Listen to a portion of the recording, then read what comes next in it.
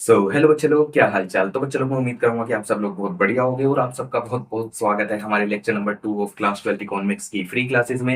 And मैं ये भी करूंगा कि आपने जो है लेक्चर नंबर 1 देख लिया होगा और आपने सारी चीजें रिवाइज कर ली होंगी और आप अपने साथ के साथ नोट्स भी बना रहे होंगे। अगर आपने अभी तक लेक्चर नंबर 1 नहीं देखा है तो उसकी लिंक आपको नीचे डिस्क्रिप्शन में मिल जाएगी। आप जाके उसे सबसे पहले उसे देखना, फिर जाके इस लेक्चर को कंटिन्यू करना। ठीक है बच्चे लोग, अब ज्यादा टाइम वेस्ट नहीं करेंगे इंट्रोडक्शन पे, सीधा लेक्चर को स्टार्ट करते हैं। हम कर रहे थे यूनिट 1 ऑफ मैक्रो इकोनॉमिक्स और इसके अंदर हम कवर कर रहे थे some basic concepts of macroeconomics. और लास्ट क्लास में जो हमने टॉपिक करा वो क्या था, टाइप्स ऑफ गुड्स, यानी कि अलग अलग तरह के जो टाइप्स ऑफ गुड्स है, इंटरमीडिएट, फाइनल, कंजम्पशन, कैपिटल, वो सब हमने लेक्चर नंबर 1 में देख लिए थे। आज हम स्टार्ट करने वाले हैं कि आखिर इन्वेस्टमेंट क्या होती है। देखो, इन्वेस्टमेंट का बेसिक अगर सिंपल लैंग्वेज में मतलब बताऊं तो एक साल के दौरान, एक साल के अंदर अंदर प्रोड्यूसर ने अपने बिजनेस में कितना पैसा इन्वेस्ट करा, वो क्या हुई, इन्वेस्टमेंट। अब उसको देखा कैसे जाएगा कि प्रोड्यूसर के पास जितना भी स्टॉक है, अगर एक साल के अंदर अंदर उसमें कुछ भी इंक्रीज होता है तो हम उसे बोल देंगे प्रोड्यूसर ने इतना पैसा अपने बिजनेस में इन्वेस्ट करा है। अब इसका एक एग्जांपल देता हूँ। फॉर एग्जांपल, क्या कहते हैं, ईयर के स्टार्टिंग में 1 अप्रैल को प्रोड्यूसर के पास एक मशीन है जिसकी वैल्यू है 1 लाख।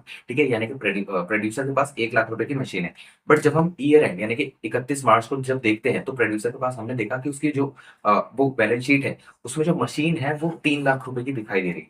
मतलब ओपनिंग ईयर में क्या था, 1 लाख रुपए की मशीन, क्लोजिंग द ईयर में क्या हुआ, 3 लाख रुपए की मशीन दिख रही है। तो इसका मतलब क्या हुआ कि जो एक साल का पीरियड था उसके अंदर अंदर जो प्रोड्यूसर है उसने 2 लाख रुपए और इन्वेस्ट करे होंगे मशीनरी में, तभी तो उसकी जो स्टॉक है, कैपिटल स्टॉक, उसमें इंक्रीज हुआ, उसने अपना पैसा इन्वेस्ट करा होगा। तो यही क्या होता है हमारा इन्वेस्टमेंट। तो आई होप कि आपको एक बेसिक आइडिया लग गया होगा। अब उसकी एक बार डेफिनेशन देख लेते हैं। इन्वेस्टमेंट क्या है, it refers to the process of capital formation, यानी कि प्रोड्यूसर के पास जो कैपिटल है उसके अंदर कितना इंक्रीज हो रहा है, फॉर्मेशन हो रहा है, उसको क्या बोला जाएगा, इन्वेस्टमेंट। और a process that increase stock of capital, वही लाइन बस घुमा फिरा के लिख दी है। ठीक है, अब इसको निकालते कैसे, कैपिटल स्टॉक निकालने का जो इन्वेस्टमेंट निकालने का आपका फॉर्मूला होता है वो क्या होता है, I is equal to delta के। अब यहाँ पे क्या होता है, जो डेल्टा होता है ये चेंज को रिप्रेजेंट करता है और के क्या होता है, आपकी स्टॉक को रिप्रेजेंट करता है। ठीक है, आई मतलब क्या, इन्वेस्टमेंट, डेल्टा के मतलब चेंज इन स्टॉक। और हमेशा याद रखना, इन्वेस्टमेंट जब आप इकोनॉमिक्स में निकालोगे, यानी कि अगर आप इन्वेस्टमेंट निकाल रहे हो तो हमेशा क्या करोगे, closing stock minus opening stock. आप अकाउंट्स में जब चेंज इन स्टॉक निकालते हो तो आप वहां पे क्या करते हो, ओपनिंग माइनस क्लोजिंग करते हो। बट इकोनॉमिक्स में याद रखना, जब आप चेंज इन स्टॉक निकालोगे तो आपको क्या करना है, closing stock minus opening stock. अगर मेरे पास क्लोजिंग में 3 लाख रुपए की मशीन है तो मैं माइनस कर दूंगा, ओपनिंग में मेरे पास 1 लाख रुपए की मशीन थी तो मेरे पास आ जाएगा 2 लाख। और ये क्या रिप्रेजेंट करेगा कि मैंने एक साल के दौरान में 2 लाख रुपए इन्वेस्ट करे होंगे। ये क्या हो गया हमारा इन्वेस्टमेंट। अब देखो, इन्वेस्टमेंट ना दो तरह की होंगी। एक तो होगा फिक्स्ड इन्वेस्टमेंट। ठीक है, फिक्स्ड इन्वेस्टमेंट क्या होगा, it refers to the increasing stock of fixed asset, यानी कि प्रोड्यूसर के अंदर जो फिक्स्ड एसेट है, जैसे मैंने मशीन का एग्जांपल लिया, अगर उसके अंदर कुछ भी इंक्रीज होता है एक साल के अंदर अंदर तो वो क्या होगा, हमारा फिक्स्ड इन्वेस्टमेंट कहलाएगा। और इसी चीज को एक नाम से और बोला जाता है, फिक्स्ड कैपिटल फॉर्मेशन। इतना क्लियर सब बच्चों को। जैसे देखो, टोटल इन्वेस्टमेंट को कैपिटल फॉर्मेशन बोल रहे थे, अगर हम स्पेसिफिक फिक्स्ड इन्वेस्टमेंट की बात करेंगे तो वो क्या हो जाएगा, फिक्स्ड कैपिटल फॉर्मेशन। अब देखो, इनके ना कुछ सिग्निफिकेंस होते हैं। और हाँ, यहाँ पे ना जो फिक्स्ड इन्वेस्टमेंट भी निकालनी हो तो वो भी निकलेगी कैसे, closing stock minus opening stock. Fixed asset का closing stock minus fixed asset का ओपनिंग स्टॉक। तो फॉर्मूला मैंने इसलिए बार बार नहीं लिखा। ठीक है, अब देखो, फिक्स्ड इन्वेस्टमेंट की कुछ सिग्निफिकेंस होती है और इनको जरूर याद रखना क्योंकि एग्जाम वगैरह में पूछी जाती है। ठीक है, ये थोड़ा सा इंपॉर्टेंट आता है। अब देखो, अगर हमारे पास फिक्स्ड इन्वेस्टमेंट में इंक्रीज होगा, फिक्स्ड इन्वेस्टमेंट होती है यानी कि फिक्स्ड एसेट में इंक्रीज होता है तो उससे क्या होगा, फिक्स्ड एसेट हमारी कैसे हो सकती है, मेरे पास मशीन है वो मेरी फिक्स्ड एसेट हो गई। अगर मेरे पास एक मशीन है, ठीक है, मैंने क्या करा, एक और मशीन ला के रख दिया, यानी कि मैंने एक मशीन में अपना पैसा इन्वेस्ट करा, फिक्स्ड इन्वेस्टमेंट करी। ठीक है, तो इसकी वजह से क्या होगा, मेरे पास प्रोडक्शन कैपेसिटी बढ़ेगी। अगर मेरे पास पहले एक मशीन थी, अब दो हो गई, तो मतलब क्या होगा, प्रोडक्शन कैपेसिटी इंक्रीज होगी, पहली चीज। दूसरा क्या होगा, अब देखो प्रोडक्शन कैपेसिटी बढ़ी है तो हम, अगर कैपेसिटी बढ़ी है तो ऑब्वियसली बात है प्रोडक्शन भी बढ़ाएंगे, मतलब हमारा जो फाइनल आउटपुट होगा वो भी ज्यादा होगा। और फाइनल आउटपुट अगर ज्यादा होगा तो हमारी कंट्री में क्या होगा, जीडीपी ग्रोथ ज्यादा से ज्यादा होगी। ये क्या होगी, इसकी सिग्निफिकेंस होगी। ठीक है बच्चों लोग, तो ये था हमारा इन्वेस्टमेंट और फिक्स्ड इन्वेस्टमेंट। अब आते हैं जो हमारी सेकंड टाइप ऑफ इन्वेस्टमेंट होती है, वो होती है इन्वेंट्री इन्वेस्टमेंट। अब देखो, इन्वेंट्री इन्वेस्टमेंट मतलब एक तरह से मान सकते हो हमारी जो करंट इन्वेस्टमेंट टाइप होता है। अब इन्वेंट्री के अंदर आता क्या क्या है, सबसे पहला देखो, इन्वेंट्री के अंदर आएगा फिनिश गुड जो बिके नहीं है, यानी कि फिनिश गुड जो अनसोल्ड है, यानी कि माल बन के रखा है बट वो अभी बिका नहीं है, तो वो क्या होगा, फिनिश गुड अनसोल्ड, वो भी हमारा इन्वेंट्री का पार्ट होगा। सेकंड आएगा सेमी फिनिश गुड, यानी कि ऐसे गुड्स जो पूरी तरह बने नहीं है, वर्क इन प्रोग्रेस में है। ठीक है, तो वो क्या हो जाएंगे, हमारे इन्वेंट्री का पार्ट हो जाएंगे। एंड थर्ड आएगा रॉ मटेरियल, रॉ मटेरियल भी हमारा इन्वेंट्री का ही पार्ट होगा। ठीक है, अब देखो, अगर इनके स्टॉक में 1 साल के अंदर-अंदर कुछ भी इंक्रीज़ होता है, तो वो क्या होगा, हमारा इन्वेंटरी इन्वेस्टमेंट कहलाएगा। Increase in inventory during the year called inventory investment. अब इसके सिग्निफिकेंस क्या होते हैं? अनइंटरप्टेड सप्लाई ऑफ इनपुट, यानी कि अगर हमारा इन्वेंटरी इन्वेस्टमेंट ज़्यादा से ज़्यादा होगा, तो हमारे पास जो इनपुट की सप्लाई चाहिए, वो अनइंटरप्टेड होगी। यानी कि हमें कभी भी ऐसा रॉ मटेरियल इन सब की सप्लाई में ना कभी प्रॉब्लम नहीं होगी, क्योंकि हमने पहले से ही इसके अंदर पैसा इन्वेस्ट करके रखा हुआ है, ठीक है? एंड दूसरा सिग्निफिकेंस क्या आएगा? Avoid day to day purchase of raw material. अगर हमने पहले से ही जो है इन्वेंटरी में इन्वेस्टमेंट करके रखी है, तो हमें डे टू डे बेसिस पे रॉ मटेरियल परचेज करने की जरूरत नहीं होगी ना। हमने पहले से वो खरीद के रखा है, तो डेली बेसिस का जो ये झंझट है कि खरीदो रॉ मटेरियल, वो सब खत्म हो जाता है, ठीक है? तो चलो अब आगे बढ़ते हैं, ठीक है? मैं उम्मीद करूंगा कि आपको इन्वेस्टमेंट, फिक्स्ड इन्वेस्टमेंट और इन्वेंटरी इन्वेस्टमेंट क्लियर होगा। अब देखो, इन्वेस्टमेंट अगर हम देखते हैं ना, तो हमारे पास ना दो तरीके से इन्वेस्टमेंट को देखा जाता है, ब्रॉड ओवरव्यू अगर देखा जाए। सबसे पहले होगा ग्रोस इन्वेस्टमेंट, दूसरा होगा नेट इन्वेस्टमेंट, ठीक है? तो चलो अब देखो, इसको ना यहाँ से पढ़ने से पहले मैं आपको थोड़ा सा समझा देता हूँ। अब फैक्ट्री, अगर कोई फैक्ट्री है, ठीक है, मेरी अगर कोई फैक्ट्री है, मेरी फैक्ट्री में मशीन्स लगी होंगी। अब अगर मुझे उसमें अपनी इन्वेस्टमेंट करनी है, तो मैं दो तरीके से इन्वेस्टमेंट करूंगा। सबसे पहली इन्वेस्टमेंट क्या होगी? सबसे पहली इन्वेस्टमेंट क्या होगी कि मेरे पास ना एक मशीन है, मैंने एक और मशीन ला दी फैक्ट्री में, अब मेरे पास दो मशीन काम कर रही है। यानी कि मेरा जो है ना फिक्स्ड एसेट में एडिशन हुआ। पहले एक मशीन थी, यानी कि एक फिक्स्ड एसेट थी। अब मैंने एक और मशीन ला दी, यानी कि मेरे पास दो फिक्स्ड एसेट होगी। सबसे पहली इन्वेस्टमेंट तो ऐसी हो सकती है। दूसरी इन्वेस्टमेंट जो मुझे बिजनेस में पैसा लगाना पड़ सकता है मशीनरी वगैरह में, वो कैसे हो सकता है? फॉर एग्जाम्पल, मेरे पास मशीन है फैक्ट्री में, ठीक है? अब वो मशीन ना पूरी तरह खराब हो गई, तो मैंने क्या करा, उस मशीन को हटाया, एक नई मशीन उसकी जगह लेके आ गया। अब वो मशीन, नई वाली मशीन मेरी फैक्ट्री में काम कर रही है।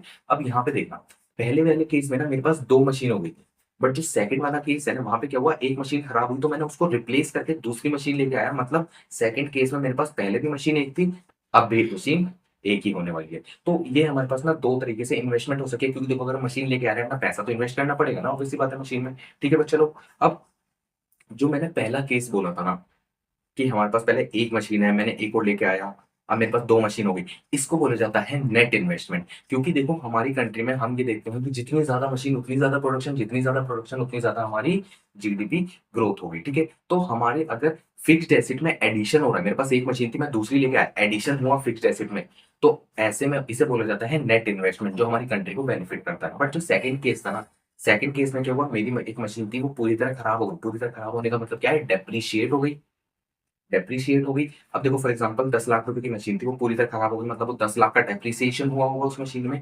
एंड अब मैंने क्या करा ना, एक नई मशीन ला के रख दी उसी की जगह। अब देखो, 10 लाख की मशीन डेप्रिशिएट हुई, तो मुझे जो अगली मशीन लेके आनी होगी उसे रिप्लेस करने के लिए, वो भी तो 10 लाख की होगी ना। तो मतलब क्या हुआ, डेप्रिसिएशन की वजह से मेरे 10 लाख की इन्वेस्टमेंट हुई बिजनेस में। 10 लाख की मशीन, पहले जो मशीन थी 10 लाख की, उसकी वैल्यू वो खराब हो गई, डेप्रिशिएट हो गई, पूरी 10 लाख की जीरो आ गई।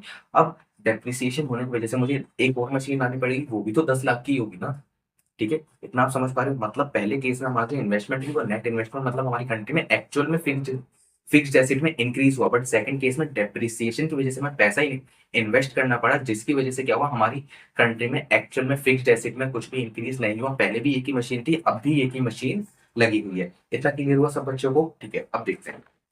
अगर किसी को क्लियर ना हुआ हो, तो आप कमेंट सेक्शन में पूछ सकते हैं, या ना एक बार को वीडियो को रिवाइंड करके एक दो बार देखना, आपको समझ आ जाएगा, ठीक है? अब देखो, जो ग्रोस इन्वेस्टमेंट है, ग्रोस इन्वेस्टमेंट मतलब क्या होता है ना, इस ये निकलती कैसे है, नेट इन्वेस्टमेंट प्लस डेप्रिसिएशन लेके। और मैंने भी आपको बताया, नेट इन्वेस्टमेंट क्या था, addition to existing capital stock, यानी कि हमारे पास जो पहले से कैपिटल स्टॉक यानी कि फिक्स्ड एसेट है, उसके अंदर एडिशन होना, वो क्या कहलाता है, नेट इन्वेस्टमेंट। एक मशीन थी, दो आ गए, ठीक है? प्लस डेप्रिसिएशन, डेप्रिसिएशन मतलब क्या होता है, replacement of existing capital stock. Machinery depreciate हो गई पूरी, उसे रिप्लेस करने के लिए मुझे पैसा इन्वेस्ट करना पड़ा। तो मतलब क्या हुआ, जो इन्वेस्टमेंट हुई वो किसकी वजह से हुई, डेप्रिसिएशन की वजह से। इसकी इसीलिए बोला गया इसे replacement of existing capital stock. इतना क्लियर सब बच्चों को? और एक आता है अब इसके बाद नेट इन्वेस्टमेंट। नेट इन्वेस्टमेंट कैसे निकलेगा, या मैथमेटिक्स लगानी है, ग्रोस इन्वेस्टमेंट माइनस डेप्रिसिएशन कर दो, नेट इन्वेस्टमेंट आ जाएगा। तो आई होप कि आप, मैं उम्मीद करता हूँ कि आपको ये जो इन्वेस्टमेंट का टॉपिक है, ये अच्छे से समझ आ गया होगा।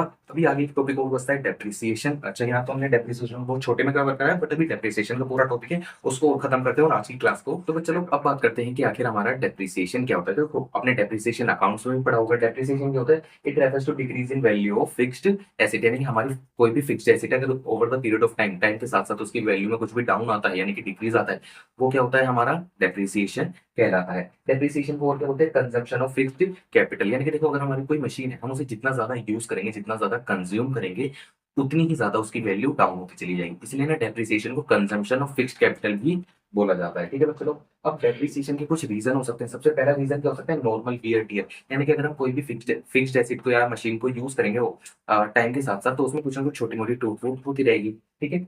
दूसरा होगा एक्सीडेंटल डैमेज। यानी कि अगर कोई एक्सीडेंट हुआ जिसकी वजह से मशीनरी में कुछ कोई पार्ट खराब हो गया या डैमेज हो गया, तो वो क्या होगा, हमारा डेप्रिसिएशन का रीजन होगा। एंड होगा एक्सपेक्टेड ऑब्सोलेंस। एक्सपेक्टेड ऑब्सोलेंस मतलब ऐसी चीज जो हमें पता है कि मार्केट में होगी और उसकी वजह से हमारी जो मशीनरी है या फिक्स्ड एसेट है उसकी वैल्यू डाउन होगी होगी। अभी एक्सपेक्टेड ऑब्सोलेंस पे आगे भी हमें बात करनी है। ठीक है, तो मैं उम्मीद करूंगा कि आपको डेप्रिसिएशन के रीजन तक सब क्लियर हुआ होगा। अब देखो डेप्रिसिएशन होता है तो आपने डेप्रिसिएशन के लिए ना अकाउंट्स में एक टर्म पड़ी होगी, प्रोविजन फॉर डेप्रिसिएशन। ठीक है, तो यहाँ पे भी हम क्या करते हैं, बस उसको थोड़ा नाम चेंज कर देते हैं, डेप्रिसिएशन रिजर्व फंड रख दिया है। डेप्रिसिएशन रिजर्व फंड क्या है, is that fund which producer keep for replacement investment. अब देखो अगर कोई मशीन खराब होती है, मैंने आपको थोड़ी देर पहले ग्रोस इन्वेस्टमेंट में भी बताया था, ग्रोस और नेट में, कि अगर कोई मशीन खराब हो गई, मतलब पूरी तरह डेप्रिशिएट हो गई, तो हमें रिप्लेस करके नई मशीन लानी होगी। तो इसके क्या हो रहा है, रिप्लेसमेंट इन्वेस्टमेंट की एक मशीन को रिप्लेस कर रहे हैं तो हमारा पैसा इन्वेस्ट हो रहा है, ये क्या होता है, रिप्लेसमेंट इन्वेस्टमेंट। अब इसके लिए ना जो प्रोड्यूसर है वो क्या करता है, डेप्रिसिएशन रिजर्व फंड बना के रखता है। यानी कि थोड़ा थोड़ा पैसा पहले से जमा करते चलो, जितना भी डेप्रिसिएशन लग रहा है, ताकि जब मशीन की पूरी खराब हो तो हम एक साथ पैसा दे सके। इतना क्लियर हुआ सब बच्चों को, ये क्या होता है, depreciation reserve fund. I hope कि आपको डेप्रिसिएशन का मीनिंग तो अच्छे से क्लियर हो गया होगा। तो बच्चों भी हमने यहाँ पे एक वर्ड पढ़ा था, एक्सपेक्टेड ऑब्सोलेंस। अब देखो एक्सपेक्टेड ऑब्सोलेंस के ऊपर ना थोड़ी और डिटेल में बात करते हैं। एक्सपेक्टेड ऑब्सोलेंस मतलब क्या, ऐसी चीजें जो हमें पता है मार्केट में होंगी और उसकी वजह से हमारी मशीनरी की वैल्यू डाउन हो सकती है। ठीक है, अब ये क्या है, चेंज इन, सबसे पहले इसमें आता है चेंज इन टेक्नोलॉजी। अगर टेक्नोलॉजी चेंज हो गई तो क्या होगा, हमारी जो मशीनरी है उसकी वैल्यू डाउन हो जाएगी, बिकॉज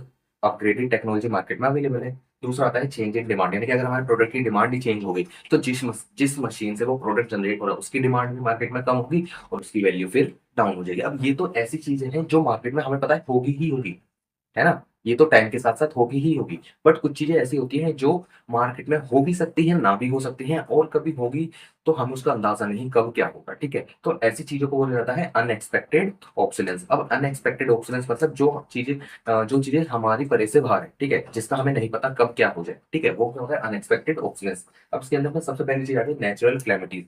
यानी कि अगर बाढ़ आ गई, भूकंप आ गया, आग लग गई, तो ये सब चीजें क्या है ना, हमें नहीं पता कब होगी, होगी या नहीं होगी, कब होगी, कैसे होगी, हमें नहीं पता। ये क्या है, नेचुरल क्लेमिटीज जो होती हैं, ये क्या हो गया, अनएक्सपेक्टेड ऑब्सोलेंस का रीजन बने, क्योंकि अगर ये हुए तो हमारी मशीनरी को नुकसान तो होगा होगा। ठीक है, सेकंड होता है falling market value of asset when there is a economic recession. यानी कि हमारी इकोनॉमी में अगर रेसेशन आ रहा है, इकोनॉमी मंदी चल रही है, तो अब सब किसी को नहीं पता इकोनॉमिक रेसेशन कब आ सकता है, तो इसकी वजह से क्या हो सकता है, हमारी जो मशीनरी है उसकी वैल्यू डाउन हो सकती है। तो ये भी क्या है, अनएक्सपेक्टेड ऑब्सोलेंस, क्योंकि रेसेशन डेली बेसिस पे हर 2-4 महीने में नहीं आता। ठीक है, तो ये क्या होता है, अनएक्सपेक्टेड ऑब्सोलेंस। अब यहाँ पे एक चीज देखना, हमारा क्या हो रहा है, loss of value of acid. यानी कि हमारी जो मशीन मशीन की वैल्यू उसमें डाउन हो, ठीक है, लॉस हो रहा है उसका, अगर वो एक्सपेक्टेड ऑब्सोलेंस की वजह से होता है, तो हमने क्या बोला था, ये किसका रीजन था, डेप्रिसिएशन का रीजन था। अगर एक्सपेक्टेड ऑब्सोलेंस की वजह से हमारी मशीनरी में की वैल्यू में लॉस हो रहा है, तो वो क्या था, डेप्रिसिएशन उसका रीजन था। एंड अगर डेप्रिसिएशन होता है तो हम उसके लिए क्या बनाते हैं, डेप्रिसिएशन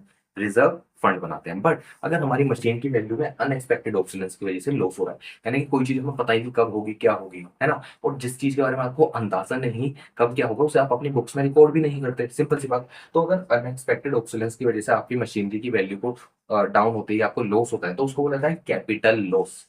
इतना क्लियर हुआ सब बच्चों। और कैपिटल लॉस अगर होता है तो उसके लिए ना आप डेप्रिसिएशन रिजर्व फंड नहीं बनाते, उसके लिए आप क्या लेते हो, इंश्योरेंस लेते हो। इसको अच्छे से याद रखना, बिकॉज अनएक्सपेक्टेड ऑब्सोलेंस की वजह से क्या हो रहा है, कैपिटल लॉस, और कैपिटल लॉस को फुलफिल करने के लिए आप क्या लेते हो, इंश्योरेंस। आपने जब भी देखा होगा, जितनी भी अगर बड़ी बड़ी फैक्ट्री होती है ना, वो फायर इंश्योरेंस हो गया, ये सब कराए रखते हैं, अगर आग लग गई तो उन्हें इंश्योरेंस पैसा मिल जाए, बिकॉज ये ऐसी चीज है कि कब हो जाए, क्या हो जाए, किसी को नहीं पता, तो उसके लिए हम इंश्योरेंस लेके रखते हैं। इसके लिए हम डेप्रिसिएशन रिजर्व फंड नहीं बनाते। तो एक्सपेक्टेड ऑब्सोलेंस डेप्रिसिएशन होता है, डेप्रिसिएशन को बियर करने के लिए डेप्रिसिएशन रिजर्व फंड बनाया जाता है। अनएक्सपेक्टेड ऑब्सोलेंस में क्या होता है, हमारा कैपिटल लॉस होता है, कैपिटल लॉस को बियर करने के लिए हम क्या बनाते हैं, करते हैं अपना इंश्योरेंस करा के रखते हैं। तो बच्चों लोग, मैंने आपको types of goods lecture number 1 में, और आज के लेक्चर में हमने investment, depreciation reserve fund, expected obsolescence, unexpected obsolescence को कवर कर दिया है। ठीक है बच्चों लोग, आज के लेक्चर को इतना ही रखते हैं। और हाँ, ये जितनी भी चीज़ें मैंने आपको कराई, इनके डिटेल नोट्स आपको नीचे डिस्क्रिप्शन में मिल जाएँगे, ठीक है? आप वहाँ से जाके ना कुछ टॉपिक्स हैं जैसे एक्सपेक्टेड, अनएक्सपेक्टेड ऑक्सीलेंस, इनके डिफरेंस को ज़रूर रीड करना, ठीक है? डिफरेंस रीड करना आपका होमवर्क है और वो भी डिफरेंस आपकी बुक्स में भी मिल जाएँगे, तो आप अपनी बुक से भी रीड कर सकते हो और जो आपकी नोट्स की कॉपी है ना, याद करके उन्हें उसमें ज़रूर से लिखते रहना, ठीक है बच्चे लोग? क्योंकि एग्ज़ाम में डिफरेंस ज़रूर पूछा जाता है और कौन-सा डिफरेंस पूछ लिया जाए, गूड नोट्स, ठीक है? तो डिफरेंस ज़रूर अपनी बुक से एक बार रीड करना। वैसे ये जो मैंने चीज़ लिखी है डिफरेंस इन्हीं के अंदर से निकलेंगे, तो एक बार आपको आइडिया लग जाएगा कि कैसे-कैसे आप डिफरेंस को प्रेज़ेंट कर सकते हो, तो डिफरेंस ज़रूर रीड करना। दूसरी चीज़, अगर आपको कहीं भी डाउट आए तो आप मुझे कमेंट सेक्शन में पूछ सकते हैं एंड तीसरी चीज़, आपने ये जितने भी मैंने नोट्स बनाए हैं, अपनी कॉपी में इनको ज़रूर नोट करना बिकॉज़ ये शॉर्ट नोट की तरह आपका काम करेंगे और एग्ज़ाम से पहले आप पूरी बुक नहीं पढ़ सकते, तो आपको यही काम आने वाले हैं। तो आज के लिए इतना ही रखते हैं, मिलते हैं आपको सीधा लेक्चर नंबर 3 में, तब तक के लिए बाय-बाय।